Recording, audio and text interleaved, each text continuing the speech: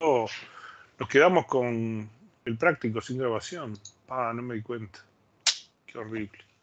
Bueno, hay que hacerle. Sí, no me había dado cuenta. Me olvidé, se me pasó, me distraje.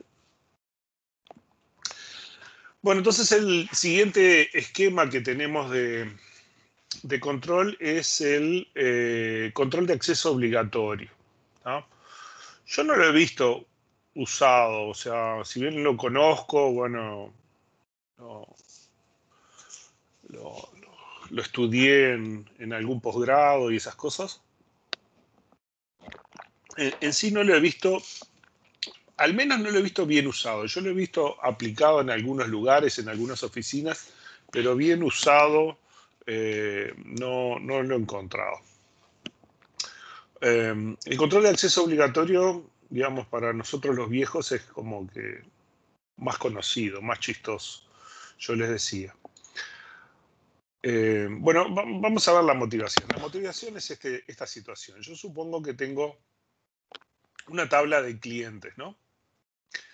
Y el administrador le da permisos al usuario 1 de buscar datos. Pero, y el usuario 2 no tiene ningún permiso sobre la tabla cliente. Le saco todos los permisos. ¿Tá? Este del All Privileges puede cambiar de un sistema de base de datos a otro. ¿Tá? Pero el usuario 2 tiene permisos para crear tablas. Tiene un create table, ¿no? Grant create table on usuario 2, ¿no? O sea, no puede ver la tabla de clientes, pero sí puede crear una tabla. ¿No? Porque él es jefe de una oficina, vaya a saber.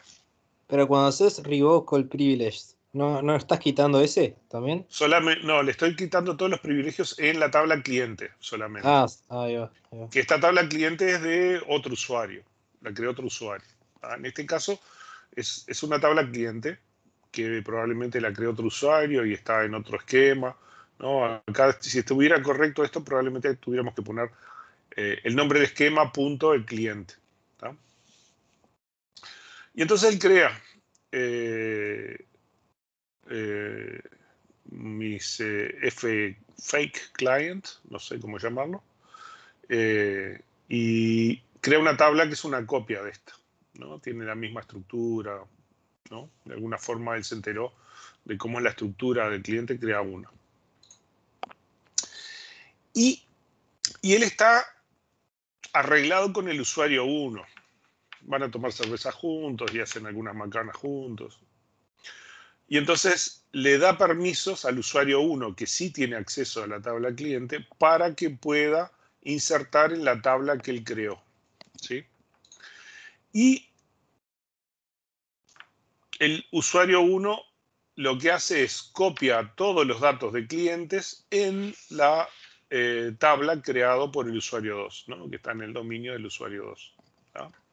Entonces, el usuario 2 obtiene todos los datos de los clientes a pesar de que el administrador en sí no le permitió acceder a esa tabla. ¿no? Él no accede nunca a la tabla. En realidad lo que hace es, colaborando con otro usuario, puede acceder a la información, el contenido. No accede a la tabla, accede a una copia del contenido. ¿Sí? ¿Se entiende cuál es el problema? Sí, están buscando una vuelta para evitar la revocación de privilegios. Sí, o en realidad para que puedan ver los datos de esa tabla, a pesar de que desde el punto de vista administrativo no deberían verla, ¿tá? Por alguna causa, alguna razón, ¿no? Y bueno, entonces acá tenemos un problema, porque si bien la organización no quiere que el usuario 2 vea la tabla clientes, él se las ingenia porque tiene otros permisos que precisa para hacer otras cosas y con eso lo usa para que en colaboración con el usuario 1 pueda acceder a esos datos. ¿tá? Y bueno, entonces dentro de la parte de seguridad, de vuelta, los temas de seguridad acá son enormes, o sea, uno puede hacer un posgrado en temas de seguridad y solamente ver los algoritmos para este tipo de cosas de seguridad y los teoremas y las demostraciones son meses de estudio. ¿Ah? Esto estamos viendo un ejemplito chiquititito. ¿Ah? Entonces, una de las opciones fue el control de acceso obligatorio, ¿no? Aquí es lo que estamos haciendo, discutiendo por qué U2 consigue los datos. Bueno, aparentemente el DBA no debería poder crear nada, ¿no? Ni dar permisos, ¿no? Él creó una tabla, pudo dar permisos y entonces pudo obtener con la colaboración de otros los datos. La idea con el Mandatory Access Control es no tanto que estas situaciones sean imposibles, porque después hay papers y estudios que muestran que hay otras formas de violar estos sistemas, pero ya son bastante más complicadas. Pero la idea es armar todo un esquema, ¿no? Esto por ejemplo, para nosotros los viejos es más común, porque cuando yo era chico, el gran problema era la Guerra Fría, ¿no? Y entonces estaba la lucha entre, que nunca hubo guerra entre la Unión Soviética y Estados Unidos, nunca lucharon unos contra otros. Pero siempre hicieron carrera armamentística uno contra el otro. Y entonces estaba todo el tema de los espías. Y entonces había muchas películas con temas de espías, ¿no? Que por supuesto eran apasionantes para mí en aquella época. Y entonces lo que pasaba muy seguido, bueno, uno de los que se dice de la gente F-86 era una burla a todas las películas esas que se hacían de espías, ¿no? Entonces el tema este era que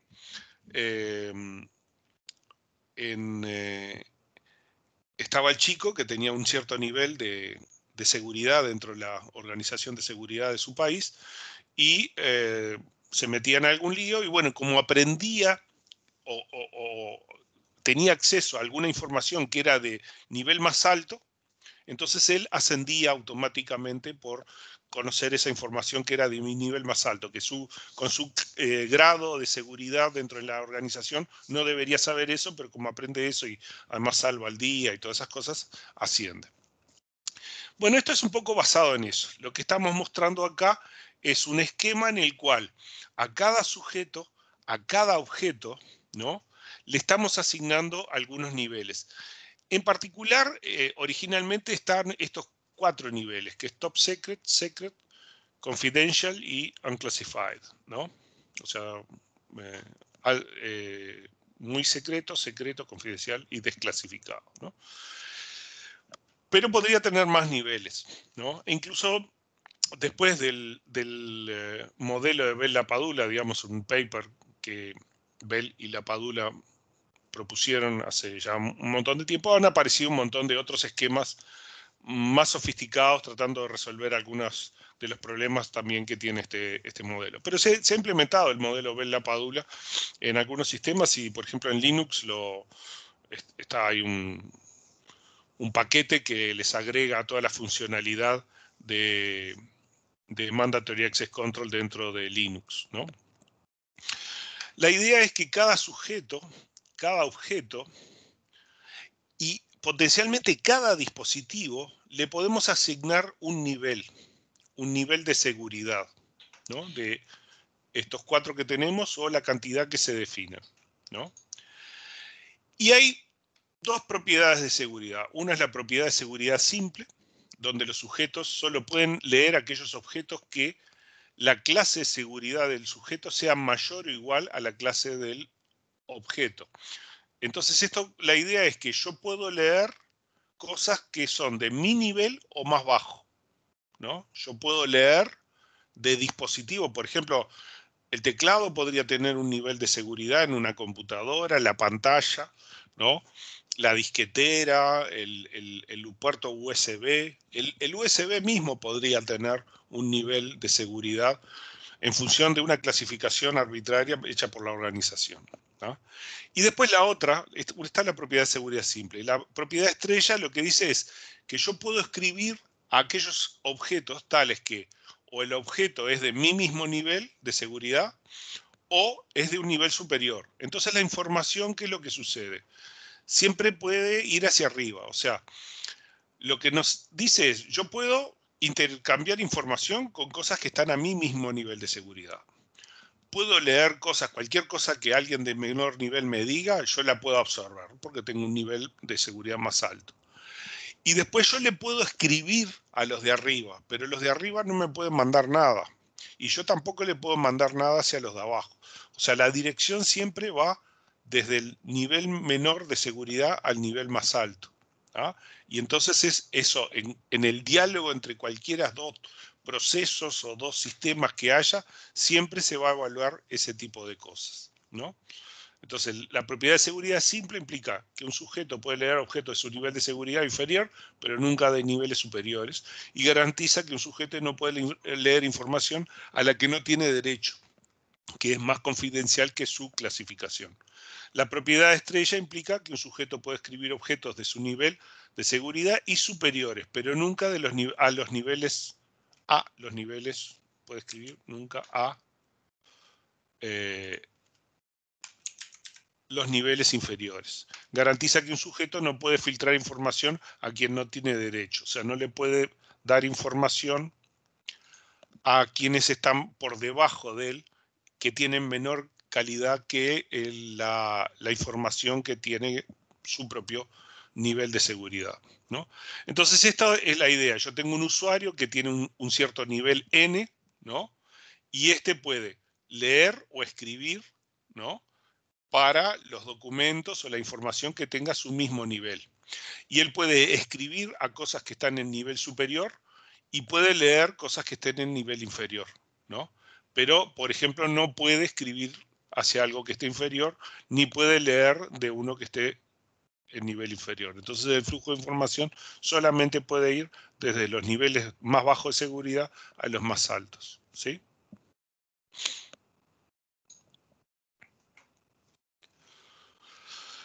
Incluso hay implementaciones dentro de las bases relacionales, ¿no? La idea es que por supuesto, los objetos siguen siendo los usuarios, los objetos son las tuplas y los valores de atributo de las tuplas, y cada valor de un atributo tiene un nivel de seguridad. Generalmente lo que se implementa es, en la propia tabla se agregan atributos, digamos, no visibles al usuario que guardan el nivel de seguridad, ¿no? Entonces cada tupla tiene un nivel que es el máximo nivel de todos los atributos. Y a su vez cada atributo también puede tener un nivel de seguridad, ¿no? Entonces si, por ejemplo, tenemos estas tablas, ¿no? Tenemos la tabla que los usuarios lo ven como nombre, sueldo y juicio, ¿no? Por ejemplo, esto es una calificación de su desempeño dentro de la organización o una cosa así, ¿no? Esto es lo que ven los usuarios, pero internamente dentro del manejador tienen para el nombre el nivel de seguridad de nombre, para el sueldo el nivel de seguridad de sueldo y para el juicio tiene un nivel de seguridad del juicio. Y después hay un nivel de seguridad de la tupla, ¿no? Que es equivalente generalmente al nivel más alto de todos los atributos, ¿no? Entonces acá tenemos que cada tuple, cada atributo tiene un cierto nivel de seguridad, ¿no? Entonces tenemos, por ejemplo, la situación de los empleados, ¿no? Tenemos Smith, que tiene el nombre, está desclasificado, el sueldo es confidencial y el juicio es secreto. Entonces la tupla tiene nivel secreto. Y el de Brown, el nombre es confidencial, ¿no? El sueldo es secreto y el juicio es confidencial también. Entonces la tupla es de nivel secreto, que es la penúltima más alta, ¿tá? Si hay un empleado de clase confidencial, lo que va a ver es todo lo que está de confidencial para abajo. Entonces, va a ver el nombre desclasificado, todas las cosas que son confidenciales, ¿no? Que es bueno, pero las cosas que son de nivel superior al confidencial no las va a ver. Va a haber atributos nulos, ¿sí?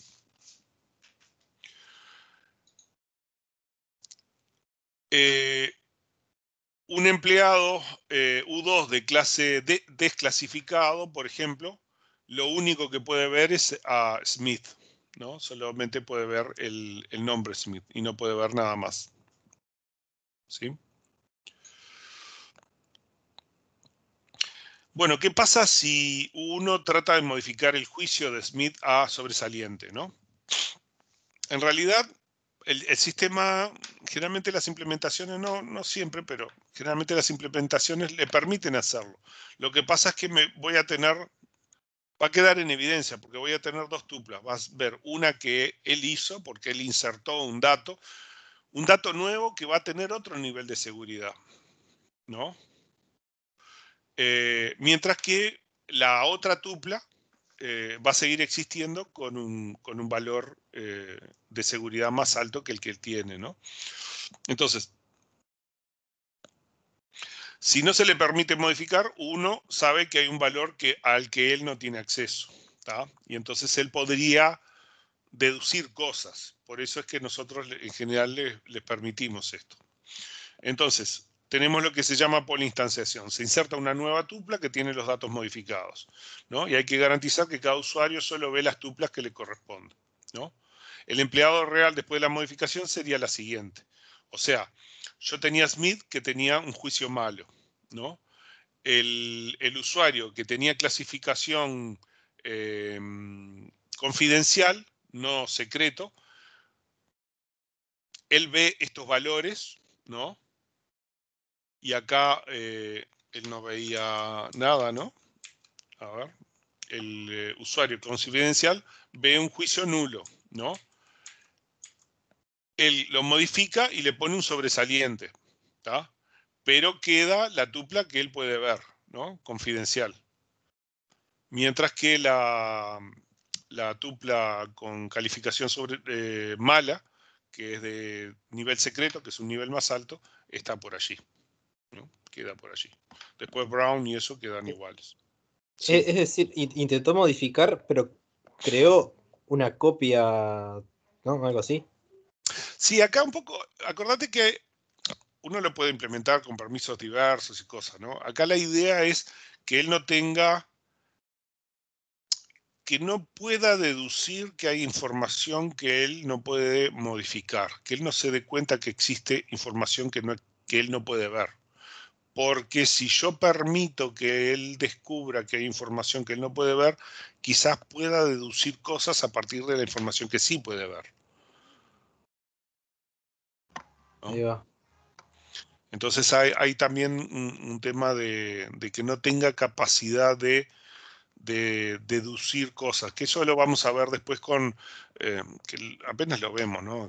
Porque se habla un poquito de base de datos estadísticas, por ejemplo, base de datos que tienen datos personales, donde vos no podés extraer los datos de los individuos, solamente podés ver valores globales, ¿no? Generalizados, sumados y cosas por el estilo, ¿no?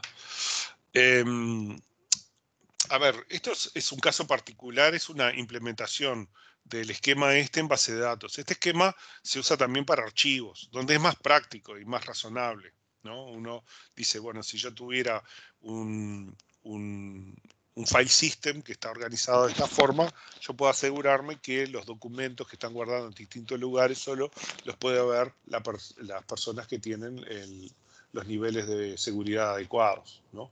Y los pongo todos allí y simplemente puedo poner en una carpeta pública un documento súper secreto y el sistema me garantiza que solamente las personas que tienen calificación de súper secreto pueden ver que ese documento está ahí. Si no, simplemente no existe. Eso no quita que alguien pueda crear otro documento con exactamente el mismo nombre simplemente por el hecho de que no tenemos que darle información a que el otro sepa que hay un documento con ese nombre, ¿no? Entonces siempre el identificador es el nombre más el nivel de seguridad, que no lo puede generar otro más que alguien que sí tenga el nivel de seguridad, y ese sí puede ver que existe la información del otro nivel. ¿Me explico? ¿Se entiende? Sí. Entonces, son los atributos de la clave sin considerar las... clave aparente son los atributos de la clave sin considerar las clases de seguridad, pero la clave real incluye a los códigos de seguridad, ¿no? Visión mínima de un usuario para una clave dada es que las tuplas que tenga en su clase de seguridad, y si no hay con su clase de seguridad, las mismas que las que su clase inmediata inferior. O sea, él puede ver hacia abajo los datos inferiores, pero hacia arriba, si hay cosas, las va a ver nulas o no las va a ver. Bueno, esto es lo que yo les dije. Hay que tener en cuenta que diferentes implementaciones pueden seguir diferentes criterios. Esto no está absolutamente estandarizado. Y medio por último, los conceptos, esto es apenas un pasaje de estas ideas, es el tema de base de datos estadísticas, ¿no? Que para muchas cosas de Big Data, con datos personales, por ejemplo, para procesar encuestas y cosas por el estilo, se usan mecanismos de estos para que los investigadores puedan hacer análisis sin acceder directamente a los valores individuales, ¿no? De forma que no puedan ver a las personas o los individuos, los nombres, las direcciones o cosas que los puedan identificar, ¿no? Incluso se trata de que, aún deduciendo cosas, uno no pueda lograr identificar a las personas o acotar a las personas en base a la información. Entonces, la idea es producir cifras estadísticas sobre diversas poblaciones, mantienen datos confidenciales sobre individuos que exigen máxima seguridad, solo permiten realizar consultas de datos globales y devuelven funciones agregadas, mínimos, máximos, promedios y muchas funciones estadísticas, ¿no? Pero la idea es que jamás puedo pedir una tupla, ¿no? Bueno, y esto, por supuesto, para profundizar pueden leer en el libro. Eso, acuérdense que el libro está por acá. Primero tengo que entrar, ¿no? En Biblos, porque si no, no me deja. Pero las estadísticas son algo totalmente distinto de las relacionales. Podrías simplemente guardar, no guardas nombres, no guardas direcciones y puedes hacer cálculos con eso. Sí, pero, por ejemplo, si yo tengo información geográfica o tengo algunas otras cosas o mi población es acotada y yo tengo algún conocimiento de eso, yo te puedo identificar cosas. A ver, tengo experiencia, por ejemplo, en 1000 cosas acá en Uruguay y me dicen, mira, a alguien le pasó tal cosa en tal entorno, y yo le digo, pero ese alguien no puede ser otra persona que fulanito. Y me quedan mirando así con ojos viscos. Cuando conoces ciertas cosas, vos podés deducir, ¿no? Si conoces el entorno y esas cosas. La idea es que, aún conociendo, no puedas extraer ese tipo de información, ¿no? Más allá de que sí, que yo podría borrar los nombres y decir usuario 1, ciudadano 1, ciudadano 2, ciudadano 3.380.000, pero igual hay mecanismos. Buscá que hay papers de eso. Bueno.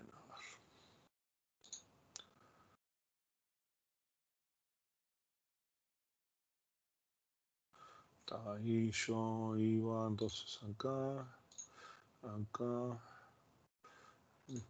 History, iba una vez que estoy acá adentro, entonces acá vean que en la tercera página está el link y pueden abrir, y ya los abre directamente en el capítulo de seguridad del libro, ¿no? Igual lo pueden ver en los otros, ¿no? Pero este es el que está en Biblos. Ya van derecho a la parte de seguridad y pueden ver un poco más con detalle los temas que vimos acá, ¿no? Y completarlos. Bueno, volviendo sobre esto. ¿Sí? Enrique, ¿y por qué decís que Mac nunca has visto una implementación buena? Porque las que yo he visto por acá en Uruguay, generalmente las han usado y ¿cuál es el problema de Mac? El problema de Mac es que precisa organizaciones muy prolijas en su manejo de seguridad, ¿no? O sea, a ver. Es poco mantenible. Precisa una cultura. O sea, como mantenible es si sos prolijo, ¿no? Precisa una cultura que tiene que estar metida en toda la organización, desde la más alta jerarquía hasta los niveles más bajos, ¿no? Y de que todo es clasificado en función de la seguridad, ¿no? Y que entiendan que es así y que es importante. Esto, por ejemplo, puedes para temas. En general, esto fue pensado principalmente para sistemas militares, ¿no? Y algunas cosas de gobierno, esas cosas, ¿no? Se han implementado en bancos, se han implementado en distintos lugares donde se maneja información eh, crítica de distintas cosas, ¿no? Pero precisa que toda la organización tenga una cultura de gestión, de seguridad muy estricta, ¿no? Este sistema es muy estricto. Y yo todavía estoy por ver una organización en Uruguay que sea lo suficientemente prolija en sus criterios de seguridad, ¿no? Más allá de que dentro del área informática muchas veces tenés gente muy disciplinada, pero generalmente si salís un poquito más allá del área de tecnología, del área de seguridad, de tecnología, ya es muy difícil y con los jerarcas de las organizaciones o jerarcas políticos y eso, le tratás de explicar esto y no, y ellos quieren. A ver, ¿cuándo pasó? No sé, hace unas semanas, ¿no? Estaban hablando de que Melania Trump, eh, desde adentro de la Casa Blanca, hace poco estaba tuiteando y haciendo cosas en las redes sociales desde su cuenta personal, ¿no? Para los locos que desde adentro de la Casa Blanca, de adentro del sistema, ella esté haciendo ese tipo de cosas. Es un riesgo tremendísimo, ¿no? O sea, no pueden andar haciendo ese tipo de cosas. Si quiere tuitear cosas, eso se lo tienen que mandar por un canal seguro a un secretario que vaya y le ponga esa noticia en los medios, pero no puede andar haciendo ese tipo de cosas. ¿No? Ya le pasó a varios presidentes que después mostraban sus fotos privadas y cosas en los medios por ahí, ¿no? O, por ejemplo, los líos también. Hillary Clinton tuvo un montón de problemas, ¿no? Por usar sus correos personales sin la seguridad adecuada para comunicar cosas de gobierno. Ah, bueno, los gringos son ahí muy extremos en algunas de esas cosas, ¿no? Pero acá, por ejemplo, falta cultura. Ahí va, bien. ¿Me explico? Sí, sí. O sea, el eslabón más débil siempre termina siendo un humano.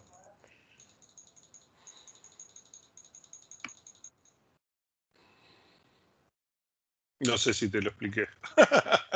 Ahí va. En fin. Mirá que no lo leí. Eso no lo leí. No, pero está así, es que queda clarísimo, digamos, el gran problema, el gran factor de riesgo en general siempre es el factor humano, ¿no? Lo que en ambientes donde se precisa. Mire, un ejemplo eh, se ha planteado siempre de hacer, por ejemplo, una entidad certificadora, ¿no? de tipo global aquí en Uruguay. Y si uno va y piensa, yo qué sé, no se precisa mucho porque tenés software libre y cosas por el estilo. Pero para poder ser autorizada y poder trabajar al mismo nivel que otras empresas de certificación, ¿no? de certificados de firma electrónica y esas cosas, con otras organizaciones del extranjero, el tipo de controles y las exigencias que te piden son muy difíciles de lograr, ¿no? Eh, entonces, bueno, en los hechos nunca se ha hecho, ¿no? O sea, vos tenés todas las empresas que te venden servicios de firma electrónica en realidad te están dando certificados extranjeros. O tenés cosas como la cédula y cosas por el estilo que tienen solamente validez dentro del Uruguay, ¿no?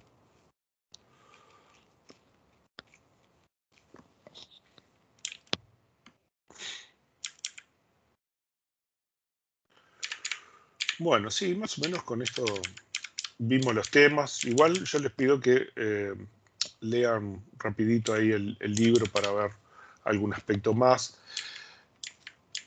Yo esperaba tener unos scripts listos, que los tengo casi listos, pero me dan unos errores con unas cosas y tengo que corregirlos, entonces todavía no se los muestro, capaz que la clase que viene ya los tenemos, donde la idea es mostrar ejemplos para asignarle permisos a usuarios, permisos desde un esquema a otro. Básicamente lo que estoy haciendo es el ejemplo que está en este ejemplo que está acá, parecido, con unos scripts que ustedes puedan correr en su máquina, ¿no? Este ejemplo de que está acá, de los usuarios. Lo que pasa es que acá no está exactamente en el formato que acepta Oracle. Oracle ahí tenemos que hacerle algunos cambios porque cada vez que usamos un usuario, el usuario tiene su propio esquema. Si queremos hacer un esquema que compartan, bueno, tenemos que pasar además el nombre del esquema, donde está. Y tiene también algunas restricciones de permisos, hay algunas cosas que acá otras bases de datos lo pueden hacer, pero en Oracle ciertos permisos se tienen que dar juntos, si no, no se pueden dar. Entonces vamos a hacer un script parecido a este, pero que funcione en Oracle. ¿Tá? Y me estaba dando unos errores con algunos permisos que no pude llegar. Teóricamente ya los resolví, pero no los pude probar, entonces no quería mostrárselos, algo que les diera error. ¿Tá? Que va a ser basado en las cosas que vimos. O sea, vamos a hacer esto, vamos a crear alguna vista, vamos a crear algunos triggers y ver que ciertos usuarios tengan eso, permisos de insertar, seleccionar, borrar, y ver que no pueden hacer las otras opciones, que un usuario le da los permisos a otro, y que revocamos algunos permisos. Tratar de ver este conjunto de cosas y con la sintaxis adecuada para Oracle, para que ustedes puedan, a partir de ahí, practicar más fácil y no tengan que investigar tanto. Bueno, ¿hasta acá todo bien?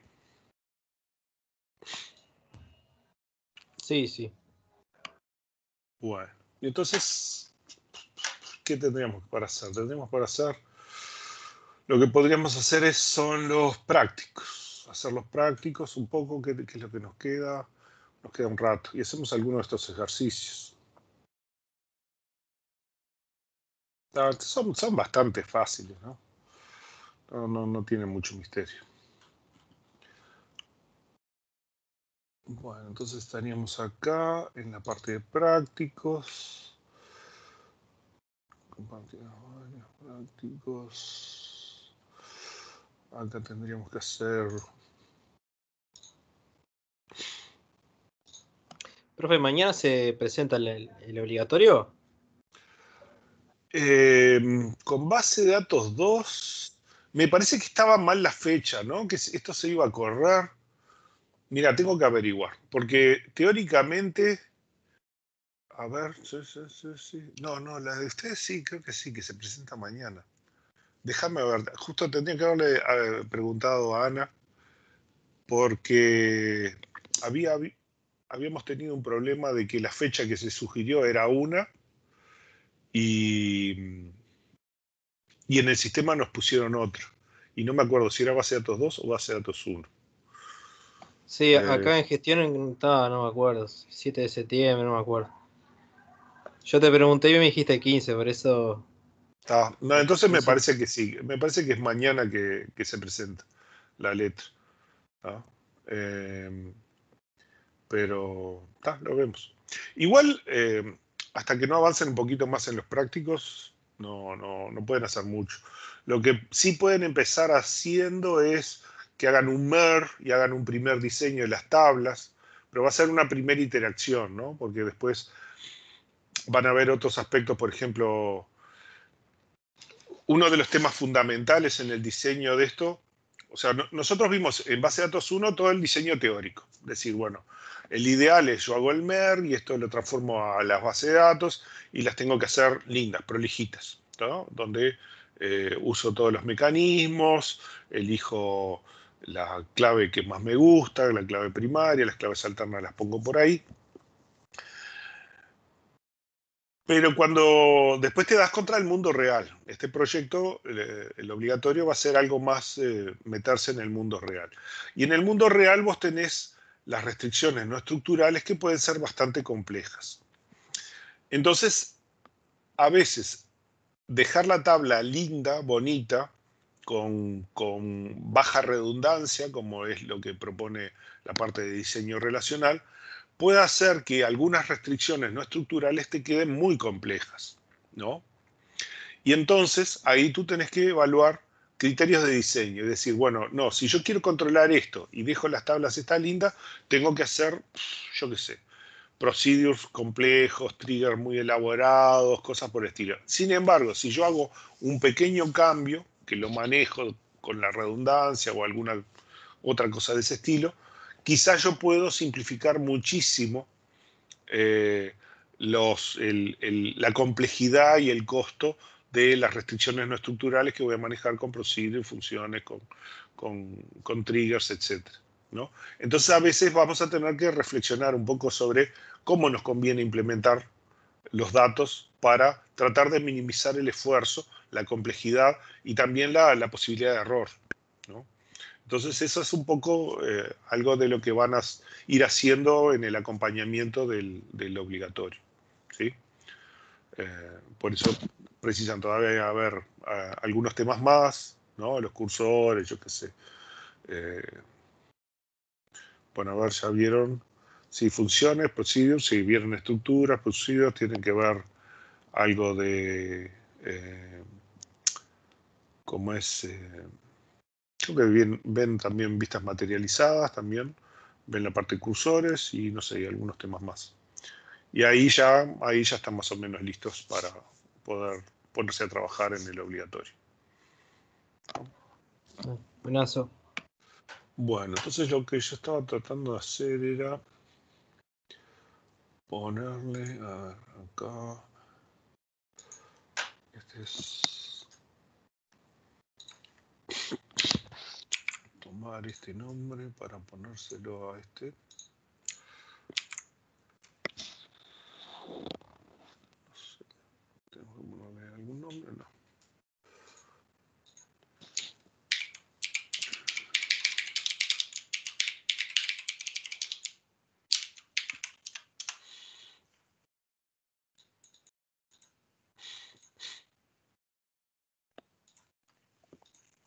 Bueno, y entonces íbamos con nuestro práctico, que ¿qué nos decía? Dado el siguiente esquema de una base de datos relacional, tenemos departamento, empleado, un jefe, familia, proyecto, formado, mantiene información de los proyectos, ya que un proyecto puede estar compuesto por varios subproyectos. Él trabaja, ¿no? Esto está basado un poco en los modelos que vimos antes, ¿no? Bueno, entonces dice, dibujar un diagrama de concesiones de privilegios donde el usuario es el propietario de la relación R1. Esta parte no está usando este esquema, ¿no? O sea, este esquema seguro lo usamos más abajo. Sí. Bueno, acá yo les voy a mostrar dos esquemas para hacer, ¿no? O sea, está este, que es el esquema como el que vimos en la presentación, y otro esquema que a veces es más descriptivo, digamos que es una forma rápida de expresar visualmente los permisos, ¿no? A ver.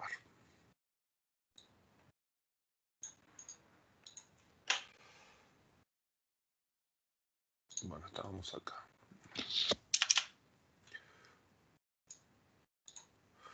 Entonces nos plantean esto. Entonces, dar permisos en R1 a U2 con grant option. U3, vamos a ponerlo en un diagrama, en un dibujo. Esto...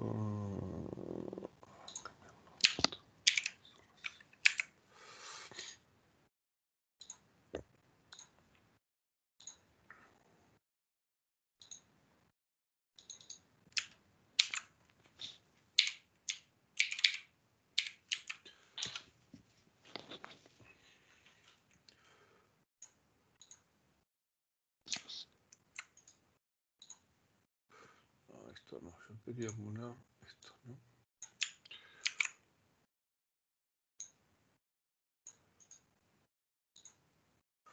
Simplemente para tenerlo presente mientras hacemos el diagrama.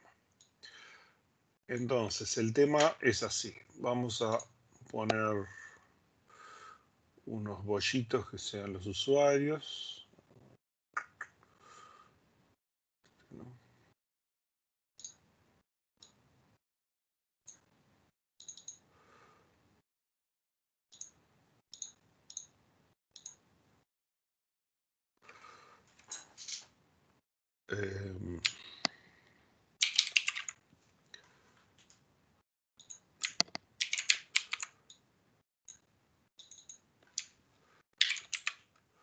Tenemos U2, U3, U4, U5, ¿no?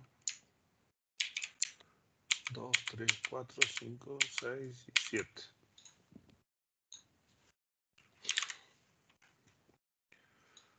6, 7,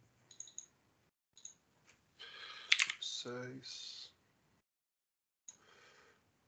5,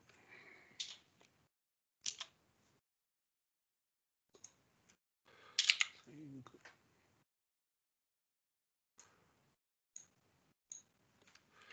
4,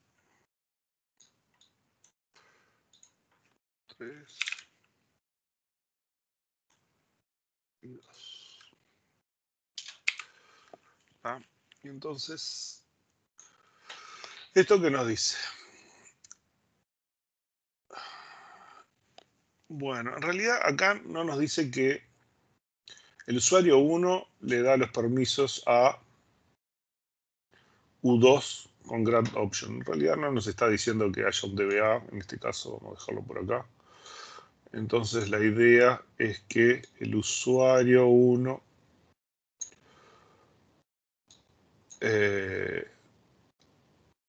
le da el select, vamos a usar un conector curvado, ¿no? Que tenga una flechita a este lado.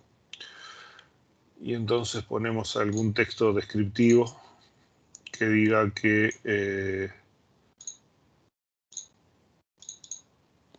le da select en R1. No, una notación parecida a la que usamos en el libro y en las presentaciones, ¿no? O sea, el usuario 1 le da select en R1 al usuario 2 con grant option. Y también le da al usuario 3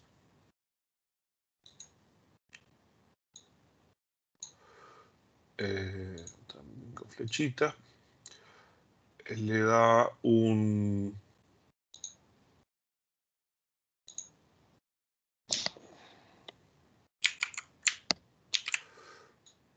select en R1 pero sin el grant option, ¿no? Le da al usuario 4 también, uno igualito a este.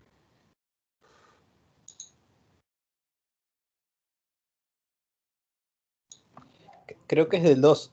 El No, 2 le da el el 4. 1, cierto, tengo razón. El usuario 2 le da a este, y le tenemos que poner la flechita también, y le da el mismo, ¿no? Ahí le ponemos este. El usuario 2 le da al usuario 1. Y después el usuario 4 le da a todos estos.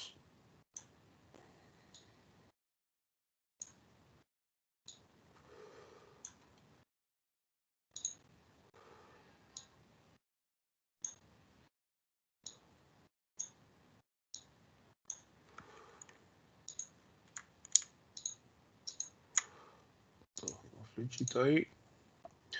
Y nos da R1.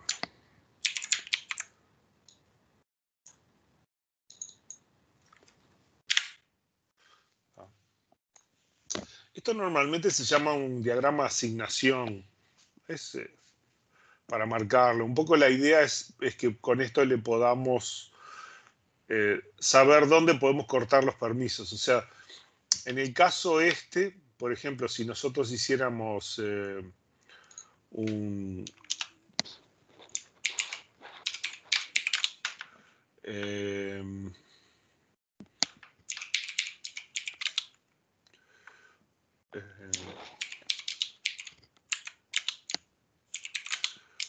from, ¿no? From U2, ¿no? Digamos,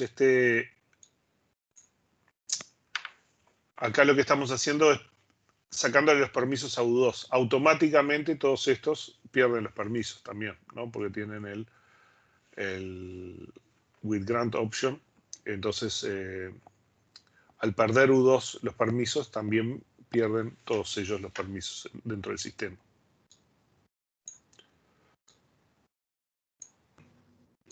Y si se los querés, le das de vuelta los permisos a U2, queda un registro y automáticamente se vuelve a generar el árbol ese. No, hay que devolvérselos a dar. No, pues se elimina. Se tienen que eliminar. No, correcto. Entonces habría que darle los permisos de vuelta. Este es lo que es un diagrama de asignación de permisos, ¿no? Y aquello que vos definías hasta cuándo, o sea, si vos le das un grant, por ejemplo, U2 al U4, impedir que el U4 pueda darle un grant a otros lados, se pone acá. Si vos querés impedir que el U4 le pueda dar el grant Sí. a otros. En realidad acá vos a U4 el usuario 2 le dio los permisos con grant option, por lo tanto él se lo puede dar. Habría que revocárselos. Si vos sos el administrador de la base de datos, tendrían que andar controlando, auditando todos estos permisos a cada rato. Había algo No. que definía los niveles, cuán profundo podías asignar. Está, sí. No, pero eso es a nivel de sistema, podés eh, asignar la amplitud, ¿cómo era? El breadth y el depth, ¿no? La profundidad y la amplitud del sistema. Y los comandos pueden variar en un sistema. Pero vos podés controlar eso, por ejemplo, al DBA, ¿no? Si vos le decís que son 3 niveles, eso quiere decir que tiene un write, ¿cómo es? Un with grant option, y acá es el último nivel que se da el permiso y chao, acá acaba. Ya no puede dar with grant option, puede dar el permiso nada más. ¿Tá? Y por ejemplo, puedes restringir que le puede dar a 3 usuarios y no más de 3. ¿Tá? Igual todo eso te arma un árbol, ¿no? Vos podrías decir, bueno, este le puede dar a 3, este a su vez le puede dar a 3, este le puede dar a 3, y al final tengo como 120, pero Claro. suponemos que se van a portar bien, ¿no? Y que alguien los va a controlar. Entonces este es diagrama de asignación de permisos.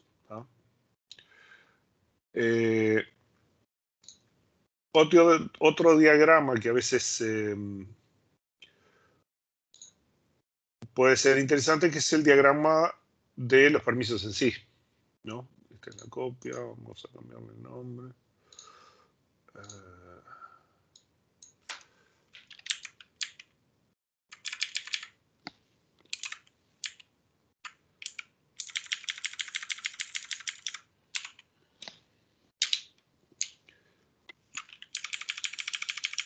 Esto sería objetos y privilegios.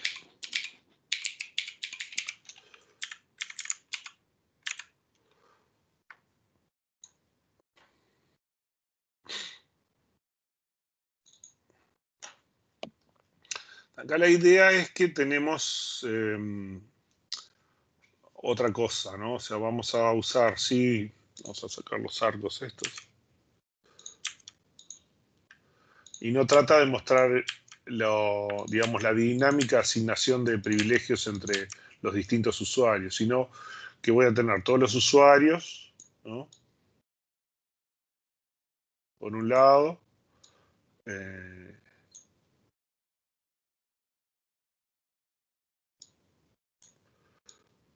vamos a agarrar este acá que no moleste.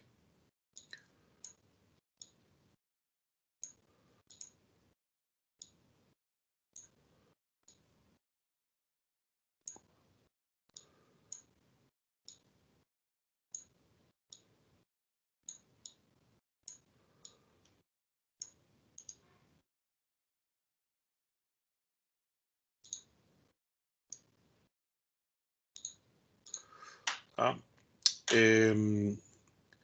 Y ponemos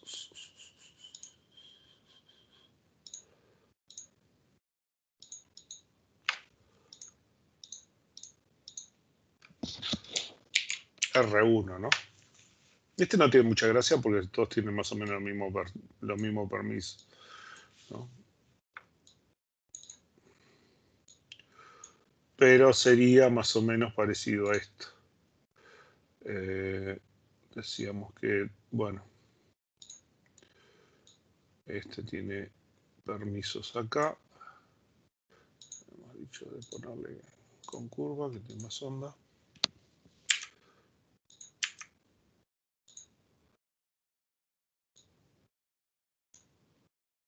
Con una flechita acá, ¿no? Este también. Este también. Este también. Porque eran todos permisos sobre este, ¿no? Este acá. Y este acá. Ah, y teníamos que... Estos eran todos iguales, ¿no? Así que este lo ponemos acá.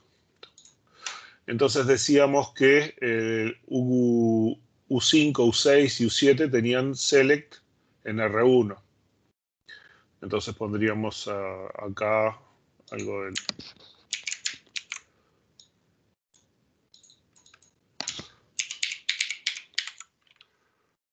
Este no tiene mucha gracia porque no, digamos, son todos muy parecidos.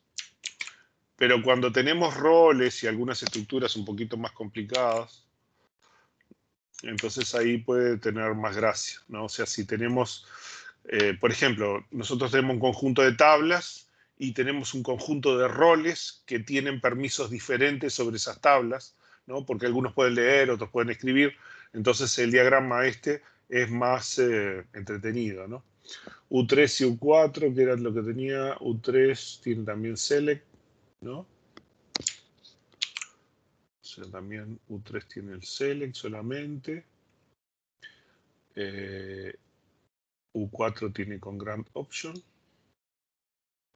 ¿no? Y U2 también tiene con grant option.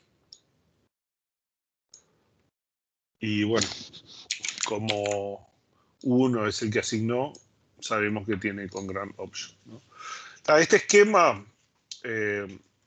ya de vuelta les digo, acá no tiene mucha gracia porque no hay mucha dificultad, hay una única tabla y más o menos todos tienen los mismos permisos. Pero vamos a ver más adelante situaciones en las cuales nos plantean, bueno, mirá, yo tengo un sistema de gestión, por ejemplo, este que está acá en el práctico, ¿no? El que estaba presente acá, y entonces, bueno, hay quienes pueden acceder y modificar departamentos, hay quienes pueden acceder y modificar el empleado, ¿no? Hay quienes pueden acceder a proyectos y son conjuntos, roles diferentes, ¿no? quién puede modificar, quién no, cada tabla, y entonces allí los diagramas de este estilo son más interesantes, ¿no? Entonces uno es el diagrama de asignación y el otro es simplemente el diagrama de objetos, sujetos y privilegios. El otro dice más información, ¿no? Bueno, dice más información porque este ejercicio es medio choto, ¿no? Es una única tabla y todos tienen los mismos permisos. Cuando vos tenés un ambiente más complejo donde tenés muchas tablas y cada uno de los roles que vos tenés acá tienen permisos muy diferentes y lo lees así rápido, lo miras rápido y te puedes dar cuenta quién puede leer y quién puede escribir. Si no, tenés que leerte todos los grants y verlo. Pero eso por ejemplo, viendo este en particular, si vos revocás todos los permisos de un usuario, no sabes a cuántos estás repercutiendo. Ah, sí, acá no. Porque son dos problemas diferentes. Una cosa es asignar los permisos adecuados para que puedan trabajar. Eso es un problema que estaría más relacionado con este diagrama. Y otra cosa es, en el caso particular, porque vos podrías decir, no, el Grant Option yo no lo uso, no delego a nadie dar los permisos, ¿no? El DBA da todos los permisos con roles, por ejemplo, ¿no? O sea, yo hago un rol que es, no sé, gestión de personal, y entonces esa gestión de personal va a tener todos los permisos adecuados para su función, que será insertar, eliminar o modificar atributos de la tabla empleado y de la tabla familiares y poca cosa más. Pero, por ejemplo, no van a poder tocar, quizás ni siquiera puedan ver que existe una tabla proyectos, ¿no? Directamente hago que ni vean que existe esa tabla. No pueden accederla totalmente. Entonces ahí ya tengo, y voy a tener algunos que tienen que ver dos tablas, pero en una pueden verla solamente, pero no pueden insertar valores, y en la otra sí. Entonces ahí estos diagramas se hacen un poquito más interesantes y más descriptivos. Pero son una representación gráfica, o sea, perfectamente lo podemos escribir con los grants. Lo que pasa es que cuando se hace medio largo, a veces es más difícil leerlos, ¿no? Y buscarlos y asegurarse que está todo. Nada más. Bueno, volvemos sobre nuestro ejercicio. Ah, y está, y se nos fue la hora, ¿no? Ustedes sí, ya está. Tenemos 22:33, ¿no? Sí, sí. Deben tener clase en otro lado. Bueno, vamos a seguir con el práctico y les prometo la próxima ya tenemos el script ese y así jugamos un poquito. Les dejo un script con el que puedan crear usuarios, ver que un usuario pueda acceder a los datos del otro, triggers, vistas, unas vistas un juego de datos un poco más interesante para las vistas, ¿no? Y está. Y nos vemos. Dale. Buenazo, Enrique. Hasta luego. Muchas gracias. Muchas gracias. Chao, pasen bien. Chao, nos vemos. Buenas noches. Chao, nos vemos. Buenas noches.